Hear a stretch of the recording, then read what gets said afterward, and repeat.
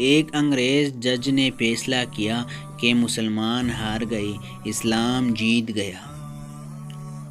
کاندھلہ میں ایک مرتبہ ایک زمین کا ٹکڑا تھا، اس پر جھگڑا چل پڑا۔ مسلمان کہتے تھے کہ یہ ہمارا ہے، ہندو کہتے تھے کہ یہ ہمارا ہے۔ چنانچہ یہ مقدمہ بن گیا، انگریزوں کی عدالت میں پہنچا۔ جب مقدمہ آگے بڑھا تو مسلمان نے اعلان کر دیا کہ یہ زمین کا ٹکڑا اگر مجھے ملا تو میں مسجد بناؤں گا۔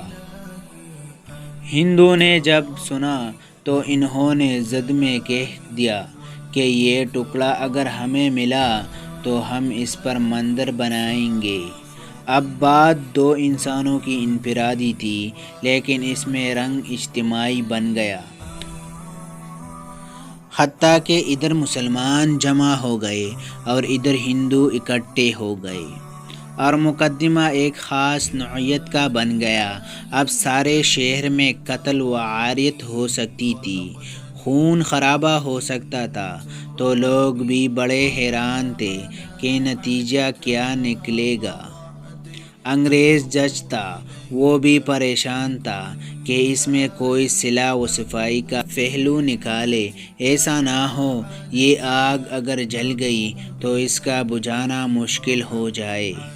جج نے مقدمہ سننے کے بجائے ایک تجویز پیش کی کہ کیا کوئی ایسی صورت ہے کہ آپ لوگ آپس میں بات چیت کے ذریعے مسئلہ کا حل نکالیں۔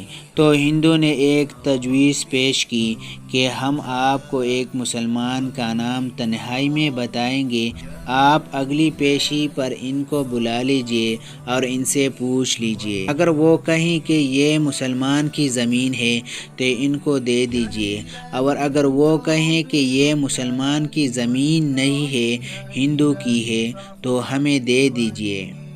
جب جج نے دونوں فریقین سے پوچھا تو دونوں فریق اس پر راضی ہو گئے۔ مسلمانوں کے دل میں یہ تھی کہ مسلمان ہوگا، جو بھی ہوا تو وہ مسجد بنانے کے لیے بات کرے گا۔ چنانچہ انگریز نے فیصلہ دے دیا اور مہینہ یا چند دنوں کی تاریخ دے دی کہ بھائی اس دن آنا اور میں اس بڈھے کو بھی بلوا لوں گا۔ اب جب مسلمان باہر نکلے تو بڑی خوشیاں منا رہے تھے، سب کود رہے تھے، نعرے لگا رہے تھے۔ ہندو نے پوچھا اپنے لوگ سے کہ تم نے کیا کہا؟ انہوں نے کہا کہ ہم نے ایک مسلمان عالم کو حکم بنا لیا کہ وہ اگلی پیشی پر جو کہے گا وہی فیصلہ ہوگا۔ اب ہندو کے دل مر جائے اور مسلمان خوشیوں سے پھولے نہیں سماتے تھے، لیکن انتظار میں تھے کہ اگلی پیشی میں کیا ہوتا ہے۔ چنانچہ ہندو نے مفتی الہی بخش کاندھلوی رحمۃ اللہ علیہ کا نام بتایا کہ جو شاہ عبدالعزیز رحمۃ اللہ علیہ کے شاگردوں میں سے تھے، اور اللہ نے ان کو سچی زندگی عطا فرمائی تھی۔ مسلمانوں نے دیکھا کہ مفتی صاحب تشریف لائے ہیں تو وہ سوچنے لگے کہ مفتی صاحب تو مسجد کی ضرور بات کرے گی۔ چنانچہ جب انگریز نے پوچھا کہ بتائیے مفتی صاحب، یہ زمین کا ٹکڑا کس کی ملکیت میں ہے؟ ان کو چونکہ حقیقت کا حال یہ پتہ تھا، انہوں نے جواب دیا کہ یہ زمین کا ٹکڑا تو ہندو کا ہے۔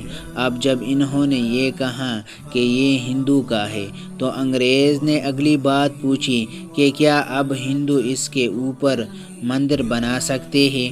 مفتی صاحب نے فرمایا جب ملکیت ان کی ہے تو وہ جو چاہے گھر بنائے یا مندر بنائے، یہ ان کا اختیار ہے۔ چنانچہ فیصلہ دے دیا گیا کہ یہ زمین ہندو کی ہے۔ مگر انگریز نے فیصلے میں ایک عجیب بات لکھی۔ فیصلے کرنے کے بعد لکھا کہ آج اس مقدمہ میں مسلمان ہار گئے مگر اسلام جیت گیا۔ جب انگریز نے یہ بات کہی تو اس وقت ہندو نے کہا کہ آپ نے فیصلہ تو سنا دیا، ہماری بات بھی سن لیجئے۔ ہم اس وقت کلمہ پڑھ کر مسلمان ہوتے ہیں اور آج اعلان کرتے ہیں کہ اب ہم اپنے ہاتھوں سے یہاں مسجد بنائیں گے۔ تو عقل کہہ رہی تھی کہ جھوٹ بولا کہ مسجد بنے گی، مگر حضرت مفتی صاحب نے سچ بولا اور سچ کا بول بالا۔ سچے پروردگار نے اس جگہ مسجد بنوا کر دکھلا دی۔